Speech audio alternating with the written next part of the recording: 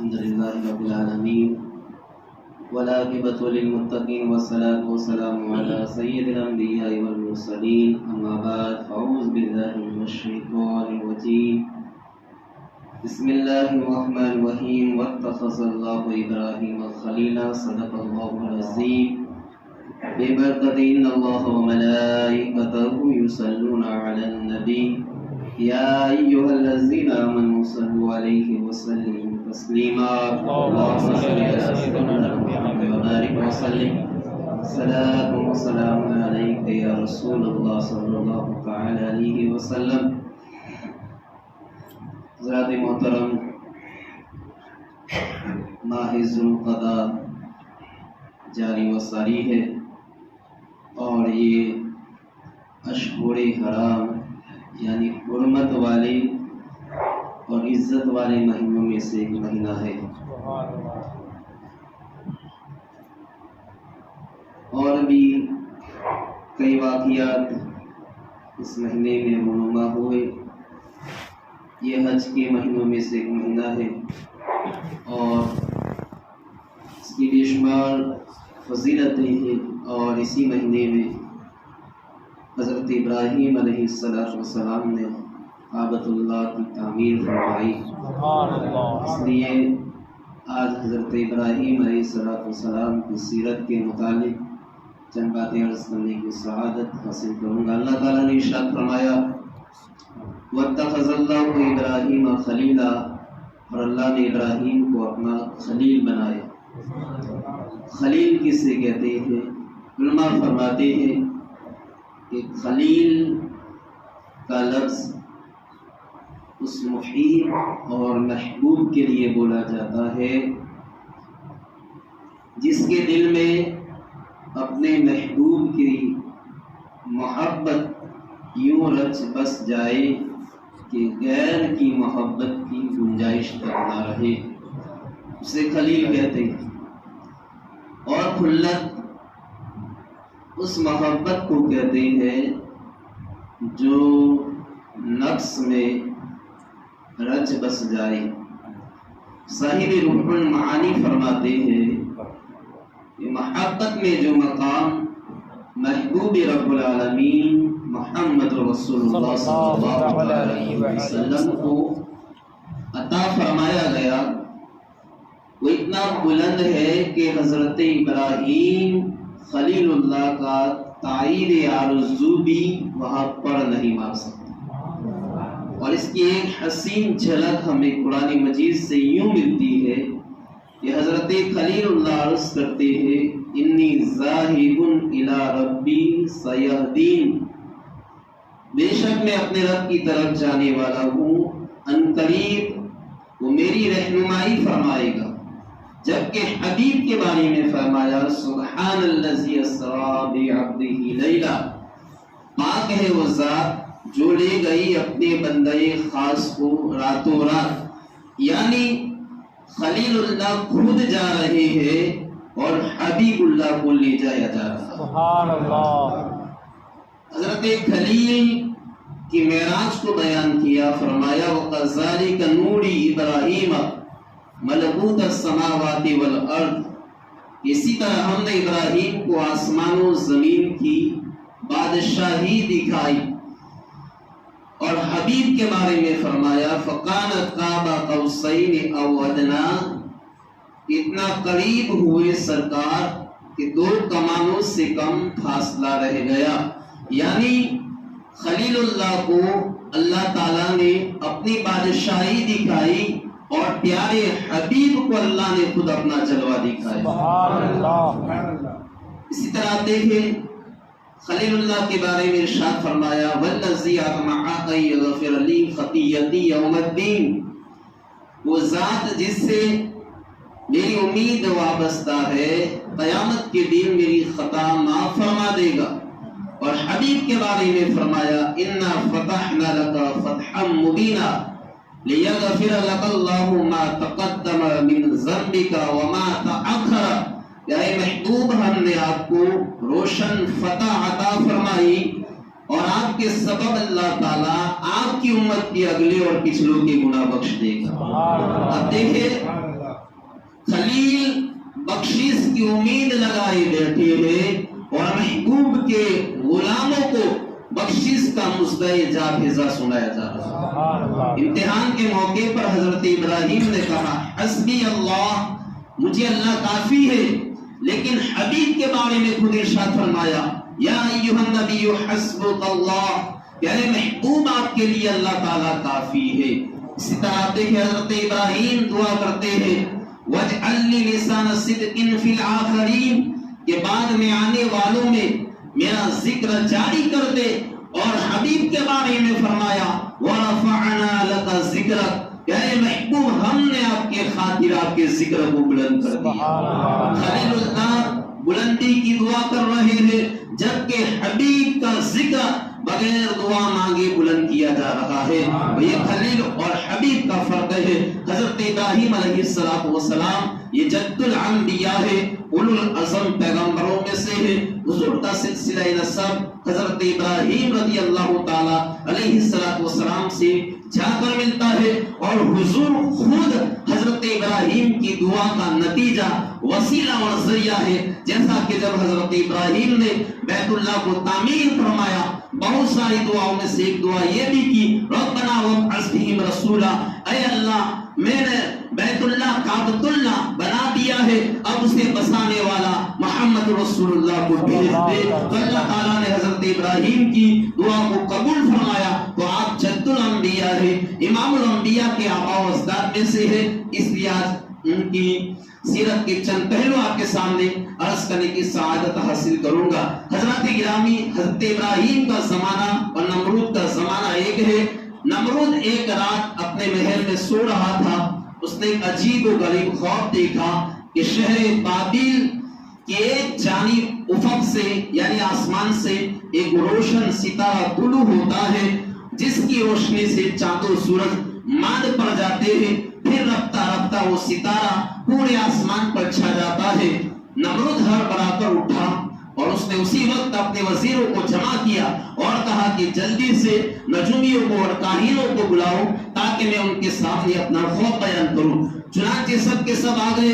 نمرود نے کہا کہ ابھی میں نے ایک خواب دیکھا ہے کہ شہر بابل کے ایک سمت سے ایک روشن ستارہ نکلا ہے، اس نے پورے آسمان کو منور کر دیا، بتاؤ اس خواب کی تعبیر کیا ہے؟ تو سارے نجومی اور کاہن سب جوڑ کر بیٹھ گئے، تھوڑی دیر سکوت کیا اور غور و فکر کرنے کے بعد کہا کہ اے نمرود، اے بادشاہ، اس خواب کی تعبیر یہ ہے کہ ان قریب تیری سلطنت میں شہر بابل میں ایک لڑکا پیدا ہوگا جو تجھے اور تیرے ملک کو نیست و نابود کر دے گا، اور پورے ملک میں اس کا نور چھا جائے گا، اس کا دین رائج ہوگا۔ تاہم وہ لڑکا ابھی پیدا نہیں ہوا لیکن اسی سال پیدا ہوگا۔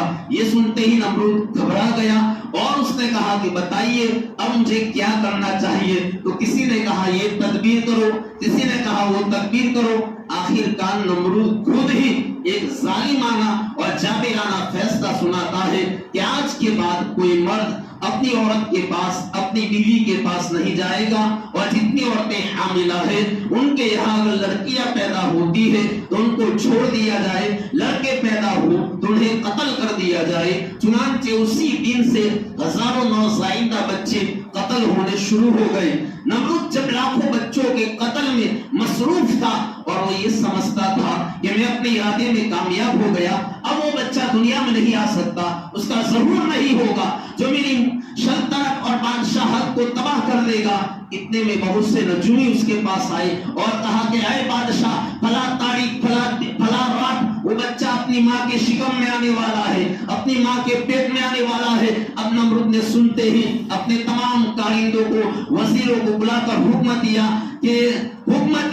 کہ جتنے مرد ہیں، حکم دیا کہ فلاں رات فلاں تاریخ کو سختی کے ساتھ پہرے کا انتظام کیا جائے اور تمام مردوں کو شہر سے باہر جنگل میں نظر بند کر دیا جائے۔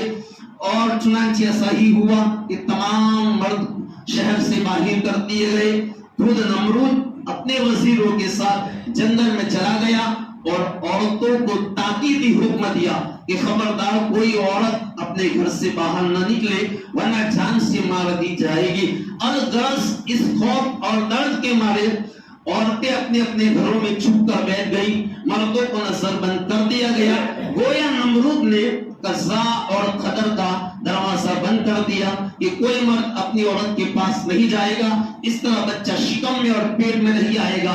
لیکن اللہ تعالیٰ کے فیصلے کو کون ٹال سکتا ہے؟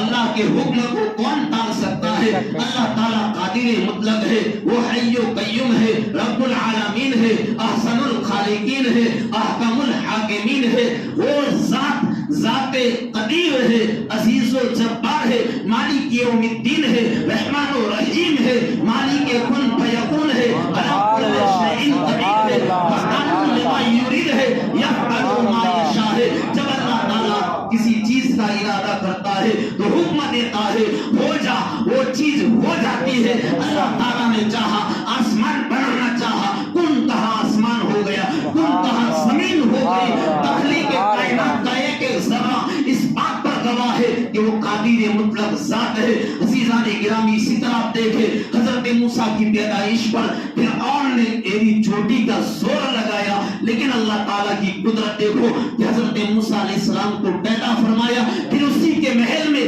آپ کی پرورش ہوتی ہے، اور یہی موسیٰ علیہ السلام نہ فرعون کی بادشاہت کو ختم کرتے ہیں۔ اسی طرح کے کئی اور واقعات قرآن مجید و فرقان حمید اور حدیث کی کتابوں میں موجود ہے۔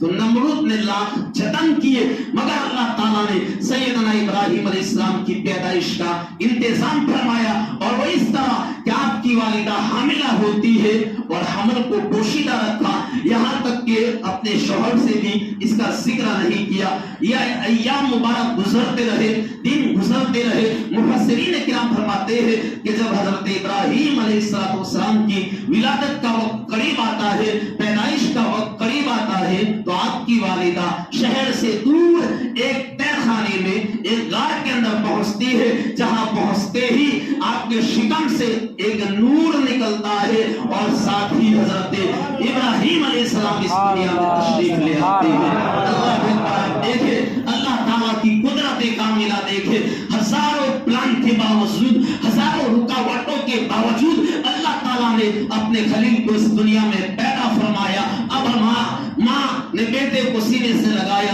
گود میں اٹھایا، ماں کی ممتا جھاگ اٹھتی ہے، لیکن حالات پہ نظر ہے، واقعات پہ نظر ہے، دل میں خیال پیدا ہوا کہ اگر تاخیر ہو گئی تو کہیں کسی کو شک نہ ہو جائے۔ ماں نے ننھے سے خلیل کو اس تہہ خانے میں غار میں تنہا چھوڑ دیا۔ ماں تہہ خانے سے باہر آتی ہے، تہہ خانے کا منہ، غار کا منہ پتھروں سے بند کیا، ماں چلی جاتی ہے۔ دوسرے دن جب واپس آتی ہے تو کیا دیکھتی ہے؟ حضرت ابراہیم زمین پر لیتے ہوئے کھیل رہے ہیں۔ اب ماں حیران ہے۔ حضرت ابراہیم علیہ السلام کبھی یہ انگلی منہ میں ڈالتے ہیں، چوستے ہیں، کبھی یہ انگلی منہ میں ڈالتے ہیں، کبھی اس انگلی کو منہ میں ڈالتے ہیں۔ ماں حیران ہے کہ عموماً بچہ جب چوستا ہے تو انگوٹھا چوستا ہے، لیکن ابراہیم کبھی اس انگلی کو چوستے ہیں، کبھی اس انگلی کو چوستے ہیں، کبھی اس انگلی کو چوستے ہیں۔ ماں نے حیران ہو کر ننھا سا ہاتھ اپنے ہاتھ میں لیا، اس انگلی کو دبایا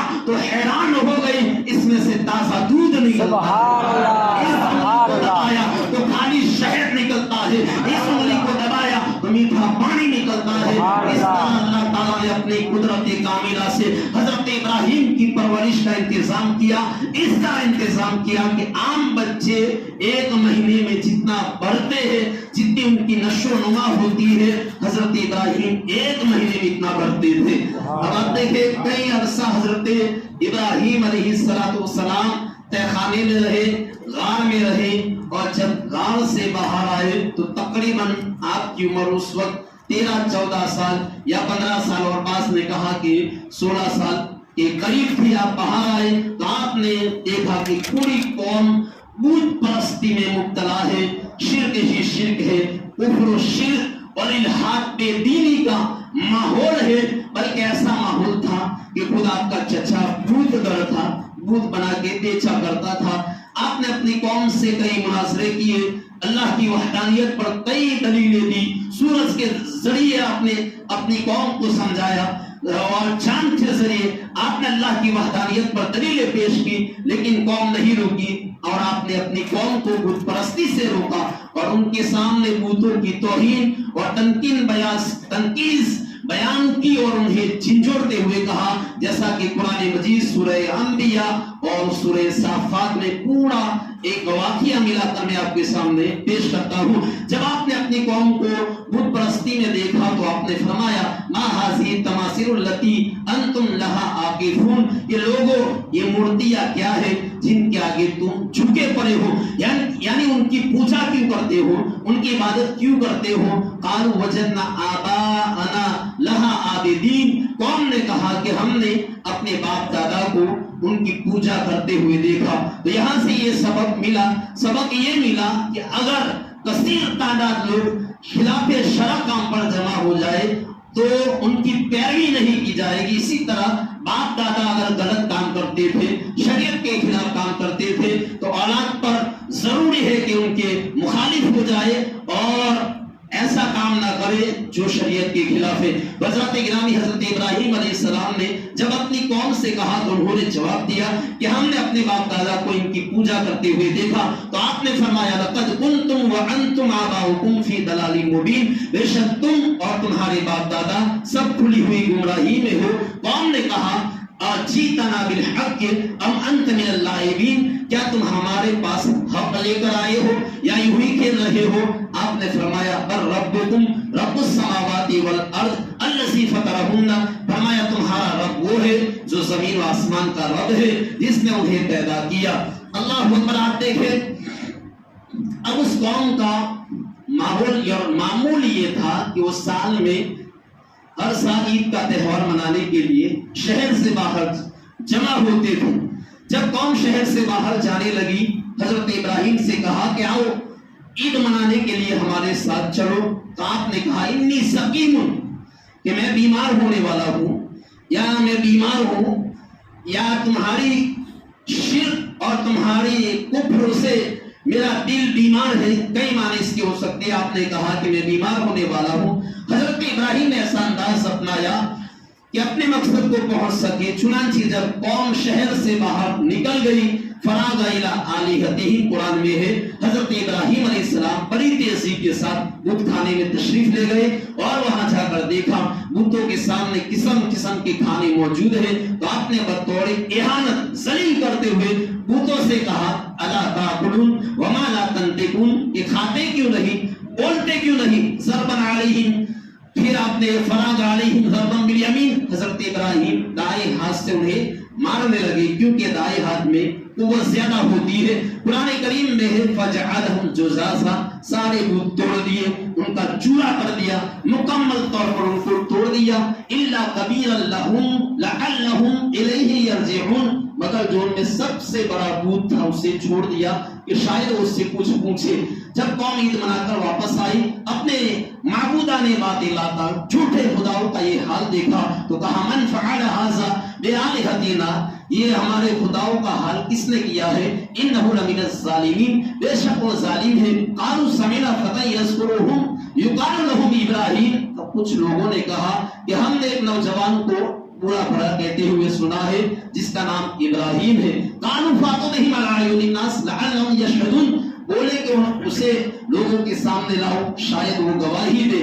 اللہ اکبر۔ جب سارے لوگ جمع ہو گئے، حضرت ابراہیم علیہ السلام بھی آ گئے، تو آپ دیکھیں حضرت ابراہیم کیا شاندار اللہ کی وحدانیت پر جواب دیتے ہیں۔ قوم نے کہا انت فعلت ھذا بآلہتنا یا ابراہیم، اے ابراہیم کیا تم نے ہمارے خداؤں کے ساتھ یہ کام کیا ہے؟ قال بل فعلہ کبیرہم ھذا، آپ نے فرمایا مجھ سے کیوں پوچھتے ہو، مجھے تو یہ کام اس کے بڑے کا لگتا ہے۔ فاسألہم ان کانوا ینطقون، ان سے پوچھو مجھ سے کیوں پوچھتے ہو اگر یہ بولتے ہیں۔ اللہ اکبر۔ فرجعوا الی انفسہم فقال انکم انتم الظالمون، تو اب ایک دوسرے کو ملامت کرنے لگے اور کہنے لگے بے شک تم ظالم ہو کہ تم نے بتوں کے پاس کوئی چوکیدار نہیں چھوڑا، کوئی محافظ نہیں چھوڑا۔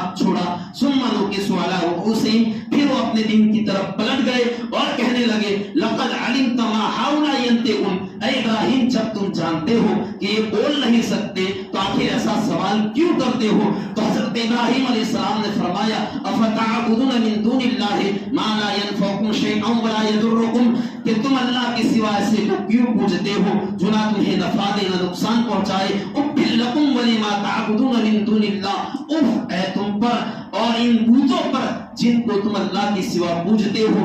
افلا تعقلون، کیا تمہیں عقل نہیں ہے؟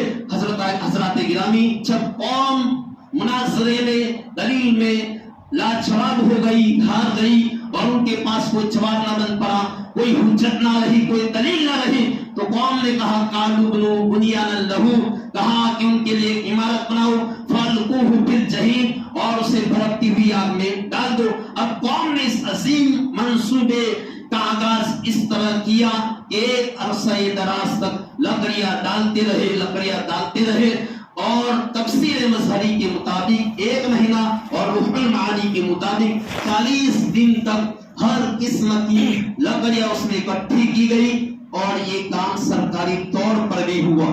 پوری عوام اور حکومت نے اپنا مذہبی فریضہ سمجھ کر یہ ذمہ داری نبھائی. اس دوران اگر کوئی شخص بیمار ہوتا تو وہ نظر مانتا کہ اگر میں شفا یاب ہو گیا تو ابراہیم کو جلانے کے لیے لکڑیوں کا بندوبست کروں گا، لکڑیاں اکٹھی کروں گا. اللہ اکبر. حضرات گرامی، آپ دیکھیں، ایک جان ہے، دشمن سارا جہاں ہے، سارا جہاں ابراہیم کو مٹانا چاہتا ہے، مگر رب دو جہاں ابراہیم کو بچانا چاہتا ہے. اور وہی ہوا جو خدا نے چاہا. اور کیوں نہ ہو کہ یفعل ما یشاء فعال لما یرید، ہو تو اللہ کی شان ہے. اب حضرت عبداللہ ابن عباس فرماتے ہیں کہ وہ 4 دیواری جس میں لکڑیاں جمع کی گئی، اس کی لمبائی 45 یعنی 45 فٹ تھی اور اس کی چوڑائی 30 فٹ تھی. اتنی بڑی 4 دیواری تھی، لیکن اللہ کی قدرت دیکھو کہ آگ میں جا کر خلیل اللہ کو پسینہ آتا ہے، جس کو حضرت جبرائیل صاف کرتے رہے. اب آپ دیکھیں یہاں کچھ کردار سامنے آتے ہیں. ادھر گرگٹ کے علاوہ ہر جانور کو آگ بجھانے کی فکر تھی. چنانچہ بخاری شریف کی حدیث سے سرکار فرماتے ہیں کہ گرگٹ پھونکے مار رہا تھا تاکہ آگ اور جلے اور خلیل اللہ جل جائے. اسی لیے سرکار نے فرمایا کہ گرگٹ کو مارو اگرچہ کعبے میں چھپا بیٹھا. اسی طرح حضور نے اور حدیث میں مارنے کا حکم دیا ہے اور ایک حدیث میں ستیر نے کیا یا سونیکیوں کا ذکر ہے. اب ادھر ایک گرگٹ کا کارنامہ تھا، ادھر ہدہد ایک چھوٹا پرندہ ہے، وہ دور دور دریا پہ جاتا، پانی کا قطرہ چونچ میں لاتا اور آگ کے اوپر جا کر نیچے گرا. سبحان اللہ سبحان اللہ. تو حضرات گرامی، اگرچہ گرگٹ کی پھونکوں سے آگ میں اضافہ نہیں ہوا، ہدہد کے پانی ڈالنے سے آگ میں کمی نہیں ہوئی، مگر انما الاعمال بالنیات کا قانون یہ جانوروں پہ بھی لاگو ہوتا ہے. تو آپ دیکھ لیں گرگٹ کو جو سزا ملی آپ نے سنی. اب ہدہد کو انعام کیا ملا؟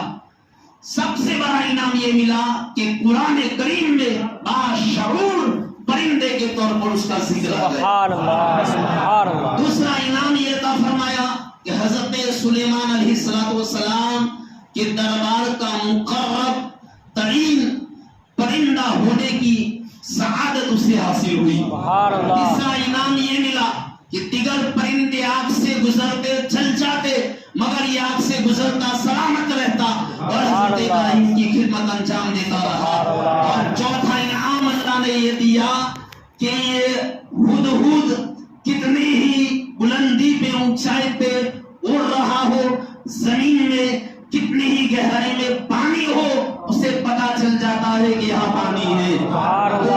گرامی، یہاں سے سبق یہ ملا کہ جب ایک جانور غیر مکلف ہو کر بارگاہ نبوت کا احترام کرتا ہے تو اللہ تعالیٰ اسے اس قدر انعامات سے نوازتا ہے. تو اشرف المخلوقات انسان اگر امام الانبیاء کی بارگاہ کا احترام کرے گا تو اللہ تعالیٰ کس قدر انعامات عطا فرمائے گا. اور دوسرا سبق یہ ملا کہ جب ایک جانور بارگاہ نبوت میں بدنیت ہو جاتا ہے تو اسے معاف نہیں کیا جا سکتا. تو اگر کوئی خبیث، کوئی بدبخت انسان بارگاہ مصطفیٰ کا بد گستاخ ہو جائے، بد نیت ہو جائے، کھلے عام گستاخی کرے تو اسے معاف کیسے کیا جا سکتا ہے؟ حضرات گرامی آپ دیکھیں واپس آؤ، حضرت ابراہیم علیہ السلام آگ میں جانے کی تیاری کر رہے ہیں تو زمین و آسمان اور فرشتوں کی حالت کیا تھی؟ تمام تفسیروں کے اندر لکھا ہے کہ زمین و آسمان پہ لرزہ طاری ہو گیا، انسانوں اور جانوروں کے علاوہ کیا آسمان، کیا زمین، کیا فرشتے، کیا دیگر مخلوق سب کی چیخیں نکل گئی اور اللہ تعالیٰ کی بارگاہ میں عرض کرنے لگے کہ اے پروردگار عالم، تیرا خلیل آگ میں ڈالا جا رہا ہے، اگر تو اجازت دے تو ہم تیرے خلیل کی مدد کریں۔ تو اللہ تعالیٰ نے فرمایا بے شک وہ میرا خلیل ہے، اس کے علاوہ میرا کوئی خلیل نہیں ہے، اگر میرا خلیل تم سے مدد لینا چاہے تو مجھے کوئی اعتراض نہیں ہے، ورنہ میرے اور اس کے درمیان سے ہٹ جاؤ، کیونکہ یہ عشق و محبت اور راز کلت اور راز خلیل کا معاملہ ہے۔ اللہ اکبر، پھر پانی کا فرشتہ حاصل ہوتا ہے، عرض کیا ہے اللہ کے نبی اگر آپ چاہے تو میں دریا اس پر الٹا لوں، آپ نے فرمایا میرے لیے اللہ کافی ہے۔ پھر ہواؤں پہ مقرر فرشتہ حاضر ہوتا ہے، عرض کرتا ہے اے پیارے خلیل اگر آپ اجازت دے تو میں پوری آپ کو ہوا کے اندر اڑا دوں، تو آپ نے فرمایا میرے لیے اللہ کافی ہے۔ فرمایا اگر وہ بچا کر راضی ہے تو میں بچ کر راضی ہوں، وہ چلا کر راضی ہے تو میں چل کر راضی ہوں۔ اللہ اکبر، پھر سید الملائکہ جبریل امی بارگاہ خلیل میں حاضر ہوتے ہیں اور عرض کرتے ہیں حل لک حاجت، اے ابراہیم کوئی حاجت ہے؟ آپ نے فرمایا اما الیک فلا، اے جبرائیل جہاں تک تیری بات ہے تجھ سے کوئی حاجت نہیں۔ کہا رب کی بارگاہ میں کچھ عرض کرنا ہے تو فرمایا میرا رب میرے حال کو جانتا ہے۔ اب یہاں پر سوال یہ پیدا ہوتا ہے، نکتہ بھی ہے، غور سے سنیے گا حضرات گرامی۔ حضرت ابراہیم علیہ السلام نے کوئی دعا نہیں کی، آپ چاہتے تو اللہ تعالیٰ سے دعا کر سکتے تھے، کیونکہ دعا یہ عبادت کی جان ہے، عبادت کا مغز ہے، اور رب سے مانگنا یہ ناجائز نہیں ہے۔ لیکن ابراہیم علیہ السلام نے رب سے کوئی دعا نہیں کی، رب سے کوئی مدد طلب نہیں کی۔ تو یہاں پر بعض لوگ کہتے ہیں کہ دیکھو حضرت ابراہیم علیہ السلام نے فرشتوں کا وسیلہ پکڑنا اور ان سے مدد طلب کرنا گوارا نہیں کیا، لہذا وسیلہ پکڑنا شرک ہے، غیر اللہ کی مدد ناجائز اور حرام ہے۔ میں ان سے کہتا ہوں کہ وہ یہ کیوں بھول جاتے ہیں کہ اس موقع پر حضرت ابراہیم علیہ السلام اللہ سے بھی مدد طلب نہیں کرتے، اللہ سے بھی دعا نہیں مانگتے، تو کیا اللہ تعالیٰ سے دعا مانگنا ناجائز ہے، مدد طلب کرنا ناجائز ہے؟ اصل بات یہ ہے کہ یہاں مقام توکل کو بتانا تھا، حضرت ابراہیم کے توکل کو سمجھانا تھا، پھر یہ امتحان تھا، اور امتحان میں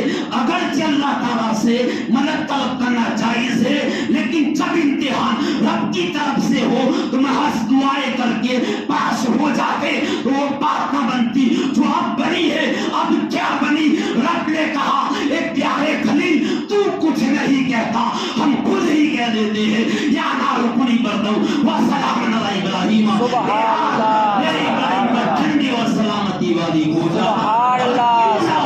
ایسا کیوں نہ ہو کہ امام الانبیاء کا نور خلیل اللہ کی پیشانی میں چمک رہا تھا، اللہ تعالیٰ نے بتا دیا کہ آگ ابراہیم کی خواہش پہ نہیں بجھائی گئی، وہ تو ہماری رضا کے طلبگار تھے، آگ ہمارے حکم سے بجھ رہی تھی، اسی لیے فرمایا فَأَتَمَّهُنَّ کہ ابراہیم نے امتحان کو پورا نبھایا اور حق ادا کر دیا اور وہ بتا دیا اور ثابت کر دیا کہ واقعی خلیل وہ ہوتا ہے جس کے دل میں خدا کے سوا کسی اور کی محبت نہ ہو۔ اسی لیے فرمایا وَاتَّخَذَ اللَّهُ إِبْرَاهِيمَ خلیل۔ آخری بات حضرات گرامی، حضرت ابراہیم علیہ السلام نے فرشتوں کا وسیلہ کیوں نہیں لیا، فرشتوں کی مدد کیوں نہیں لی؟ اس لیے نہیں لی کہ خلیل اللہ کا وسیلہ نہ جبرائیل بن سکتا ہے نہ کوئی اور فرشتہ بن سکتا ہے۔ اگر خلیل اللہ کا کوئی وسیلہ بن سکتا ہے تو حبیب اللہ ہی بن سکتا ہے، خلیل اللہ کا کوئی وسیلہ بن سکتا ہے تو پیارے مصطفی بن سکتے ہیں۔ وَاتَّخَذَ اللَّهُ إِبْرَاهِيمَ خَلِيلًا وَآخِرُ دَعْوَانَا الْحَمْدُ لِلَّهِ رَبِّ الْعَالَمِينَ۔